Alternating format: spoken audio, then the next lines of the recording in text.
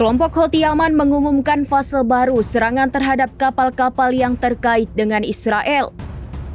Dalam pidato yang disiarkan televisi pemerintah pada Minggu 27 Juli 2025, juru bicara militer Amin Hayyan menyebut pihaknya akan menyerang semua kapal yang berbisnis dengan pelabuhan Israel tanpa memandang negara asal. Dikutip dari Russia Today, Hayyan menjelaskan Houthi akan mengirim peringatan terlebih dahulu kepada kapal komersial yang hendak menuju Israel.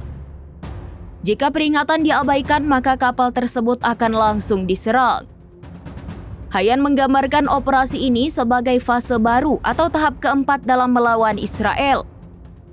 Houthi berharap semakin banyak negara yang memutus hubungan dengan Israel dan menekan Zionis untuk mencabut blokade terhadap Gaza. Menurut Reuters, Houthi telah menyerang lebih dari 100 kapal di Laut Merah sejak November 2023, menenggelamkan 4 kapal, menyita 1 kapal, dan menewaskan sedikitnya 8 pelaut. Awal bulan ini, kelompok tersebut menyita dan menenggelamkan kapal curah milik Yunani Eternity Sea dan Magic Seas yang berbendera Liberia. Houthi juga telah meluncurkan rudal balistik ke kota-kota Israel yang sebagian besar telah dicegah.